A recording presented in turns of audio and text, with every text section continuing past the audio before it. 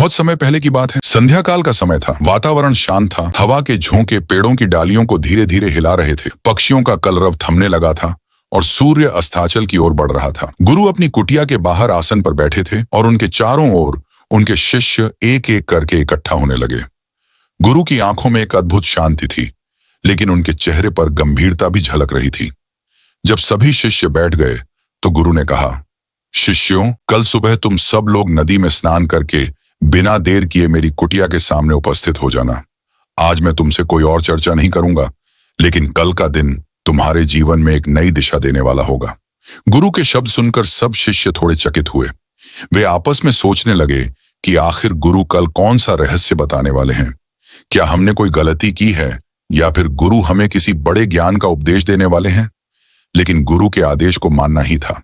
सब शिष्य उस रात समय पर सो गए और अगली सुबह जैसे ही सूर्य की पहली किरण धरती पर फैली, वे सब नदी में स्नान कर स्वच्छ वस्त्र पहनकर गुरु की कुटिया के सामने पहुंच गए। गुरु ने सबको देखा और हल्की मुस्कान के साथ बोले, आज मैं तुम्हें जीवन का एक ऐसा रहस्य बताऊंगा जो अगर तुमने अपने जीवन में उतार लिया तो तुम्हारी परेशानियां आधी हो जाएंगी और सफलता के मार्ग अपने आप खुलते चले जाएंगे।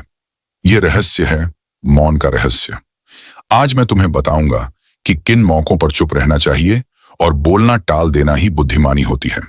शिष्यों, याद रखना, जरूरत से ज्यादा बोलना उतना ही नुकसानदायक है जितना जरूरत से ज्यादा बारिश या जरूरत से ज्यादा धूप। दोनों ही परिस्थितियां जीवन को असहज बना देती हैं। इतना कहकर गुरु ने गहरी सांस ली और बोले, शिष्यों, जब कोई व्यक्ति संघ में आता है तो सबसे पहले उसे ध्यान और मौन सिखाया जाता है, क्योंकि जब तक मन शांत ना हो तब तक सच्चा ध्यान संभव नहीं। इस संसार में जितना तनाव है उसका एक बड़ा कारण है निरंतर शोर। अगर मनुष्य रोज कुछ देर मौन रहने का अभ्यास कर ले तो उसके भीतर का तनाव घटने लगता है, उसके भीतर का क्रोध शांत होता है और मन स्थिर होने लगता है। आज मैं तुम्हें वे 10 मौके बताऊंगा जहां चुप रहना तुम्हें लाभ देगा और अनावश्यक बोलना तुम्हें नुकसान पहुंचा सकता है। गुरु ने धीरे धीरे पहला प्रसंग शुरू किया। पहला मौका है जब तुम्हारे पास तथ्य न हो। अगर तुम किसी विषय पर पूरी तरह से अवगत नहीं हो और फिर भी बीच में बोलते हो तो यह तुम्हें मूर्ख सिद्ध कर सकता है। जो लोग बिना जाने समझे हर जगह अपनी उपस्थिति दर्ज कराते हैं वे सम्मान खो देते हैं। याद रखो, मौन में शक्ति है। जब तुम चुप रहते हो तो मन के भीतर नई ऊर्जा और नई कोशिकाएं जन्म लेती हैं। ज्ञान मौन में ही पनपता है। अगर तुम बिना तथ्य के बोलते हो तो लोग हंसेंगे भी और धीरे धीरे उनका भरोसा भी तुम पर से उड़ जाएगा। इसलिए शिष्यों, जहां ज्ञान अधूरा हो वहां मौन ही सबसे अच्छा उत्तर है। शिष्य सिर झुकाकर यह शिक्षा आत्मसात करने लगे। गुरु ने आगे कहा, दूसरा मौका है जब तुम्हारे शब्द किसी को ठेस पहुंचा सकते हो।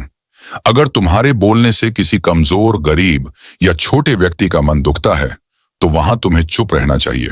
याद रखो, किसी को नीचा दिखाकर कोई बड़ा नहीं बनता। बड़ा वही होता है जो छोटे का भी सम्मान कर सके। अगर तुम सामने वाले की कमजोरी पर चोट करोगे तो आज वह भले चुप रहे, लेकिन कल जब वह पद में या सामर्थ्य में तुमसे बड़ा होगा तो वही व्यवहार तुम्हारे साथ करेगा। इसलिए अपने शब्दों को तलवार मत बनाओ, उन्हें मरहम बनाओ। बोलना हो तो आदर के साथ बोलो, जिसमें भाई, बहन, माता पिता, मित्र जैसे संबोधन शब्द हों। यही तुम्हारी प्रतिष्ठा को ऊंचा उठाएगा। गुरु थोड़ी देर रुके और फिर बोले, तीसरा मौका है जब सामने वाला क्रोध में हो। अगर कोई अपना ही तुम पर गुस्सा कर रहा है तो उस समय प्रतिवाद मत करो। अगर तुम सच में सही हो तो चुप रहना ही सबसे बड़ा उत्तर है। समय के साथ सामने वाला अपने आप गलती को समझेगा और तुमसे माफी मांगेगा। शिष्यों, गुस्सा हमेशा गुस्सा करने वाले का ही नुकसान करता है। एक बार की बात है, एक सांप गुस्से में राजा के घर में घुस गया। उसने तलवार को लपेट लिया और जितना कसता गया उतना उसका शरीर कटता गया। अंततः वह मर गया। यही हाल मनुष्य का भी होता है। उसका गुस्सा उसी को भीतर से काटता है। इसलिए जब भी गुस्सा आए तो या तो मौन हो जाओ या वहां से हट जाओ। ध्यान के अभ्यास से धीरे धीरे गुस्से पर नियंत्रण पाया जा सकता है। गुरु की बातें सुनकर सब शिष्य मन ही मन ठानने लगे कि आगे से क्रोध के समय मौन रहेंगे। गुरु बोले, चौथा मौका है जब किसी विवाद या मुद्दे से तुम्हारा कोई संबंध ना हो। यदि तुमसे कोई संबंध नहीं तो बीच में बोलने की आवश्यकता नहीं। कई लोग बिना बुलाए विवादों में कूद पड़ते हैं और अंत में अपना ही अपमान करवा बैठते हैं। जब तक कोई विशेष रूप से तुम्हें बीच बचाव के लिए न बुलाए, तब तक चुप रहना ही बेहतर है। दूसरों की व्यक्तिगत जिंदगी में दखल देने से सम्मान नहीं बढ़ता, उल्टा लोग उंगली उठाने लगते हैं। फिर गुरु बोले, 5वां मौका है जब तुम्हारे शब्द किसी मित्र की प्रतिष्ठा को ठेस पहुंचा सकते हो। अगर तुम मजाक या गुस्से में कुछ ऐसा कह देते हो जिससे सामने वाले की इज्जत पर आंच आती है, तो यह मित्रता को तोड़ सकता है। रिश्ते शब्दों से बनते हैं और शब्दों से ही टूट जाते हैं। इसलिए अगर तुम मीठे शब्द नहीं बोल सकते तो चुप रहना ही समझदारी है। मजाक भी उतना ही करो जितना सामने वाला समझ सके। किसी अनुपस्थित व्यक्ति के बारे में बुरे शब्द मत कहो, क्योंकि वह खबर उसके कानों तक पहुंचेगी ही और तब तुम्हारा सम्मान गिर जाएगा। गुरु ने थोड़ी देर बाद कहा, 6ठा मौका है जब कोई तुम्हारे सामने किसी की बुराई कर रहा हो। शिष्यों, यह जान लो कि जो आज किसी तीसरे की बुराई तुम्हारे सामने कर रहा है, वह कल तुम्हारी बुराई किसी और के सामने करेगा। ऐसे समय पर चुप रहना ही समझदारी है। नीति शास्त्र कहता है, जो व्यक्ति अपने मुख को संयमित रखता है वही बुद्धिमान है। बुराई सुनो और अनसुना कर दो, प्रतिक्रिया मत दो। गुरु ने आगे कहा, 7वां मौका है जब तुम्हारी भावनाएं कोई नहीं समझ रहा हो। अगर तुम किसी से अपना दुख बांटने की कोशिश कर रहे हो और वह सुनना ही नहीं चाहता, तो वहां चुप रहना ही बेहतर है।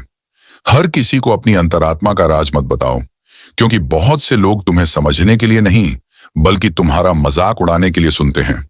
इसलिए अपनी बात केवल उसी को कहो जो सचमुच तुम्हें समझता हो। गुरु ने शिष्यों की ओर देखकर कहा, 8वां मौका है जब कोई अपने दुख को व्यक्त कर रहा हो। उस समय तुरंत सलाह देने या बीच में टोकने की आवश्यकता नहीं। कई बार सामने वाला इसलिए बोलता है ताकि उसका मन हल्का हो सके। तुम बस मौन रहकर ध्यान से सुनो, यही उसके दुख को आधा कर देगा। उसकी बातें किसी और को मत बताओ। दुख बांटने से कम होता है, लेकिन केवल तब जब सुनने वाला मौन और समझदारी से सुने। गुरु ने कहा, 9वां मौका है जब तुम दुष्ट प्रकृति के लोगों के बीच हो। जहां गाली गलौज हो रही हो वहां मत बोलो, वहां तुम्हारी कोई बात सुनी नहीं जाएगी। ऐसे लोगों को तुम केवल तब समझा सकते हो जब उनका मन शांत हो। इसलिए ऐसे स्थान से चुपचाप निकल जाना ही सबसे अच्छा उपाय है। गुरु ने गहरी दृष्टि से सबकी ओर देखकर कहा, और अंत में 10वां मौका जब तुम्हारे पास अपनी सफलता का राज हो। याद रखो शिष्यों, अपनी सफलता का ढिंढोरा मत पीटो। सबको बताने की आवश्यकता नहीं कि तुमने क्या प्राप्त किया, क्योंकि बहुत से लोग तुम्हारी सफलता से खुश नहीं होंगे। वे ईर्ष्या करेंगे। उनकी नकारात्मक ऊर्जा तुम्हें प्रभावित कर सकती है। सफलता को शांति से जियो, उसका फल अपने कर्मों से दिखाओ, न कि शब्दों से। जब तुम सफल होगे तो संसार स्वयं जान जाएगा। गुरु ने यह 10 बातें पूरी की और बोले, शिष्यों, यदि तुम इन बातों को अपने जीवन में उतार लोगे तो जीवन के अधिकांश संकट दूर हो जाएंगे। मौन एक साधना है। यह साधना तुम्हें शक्तिशाली भी बनाएगी और तुम्हें शांति भी देगी। याद रखो, चुप रहना कमजोरी नहीं है, बल्कि यह समझदारी और धैर्य का प्रतीक है। जो मौन की शक्ति को जान लेता है, उसके लिए संसार में कोई भी कार्य कठिन नहीं रहता। इतना कहकर गुरु ने अपने नेत्र बंद कर लिए और शिष्य भी गहरी तल्लीनता में डूब गए। उस दिन के बाद से सभी शिष्यों ने मौन का अभ्यास शुरू किया और धीरे धीरे उनके जीवन में चमत्कारिक परिवर्तन होने लगे। उनके मन की चंचलता घट गई, क्रोध शांत हो गया, रिश्तों में मिठास बढ़ी और सबसे बड़ी बात यह कि वे भीतर से संतुष्ट और आनंदित होने लगे।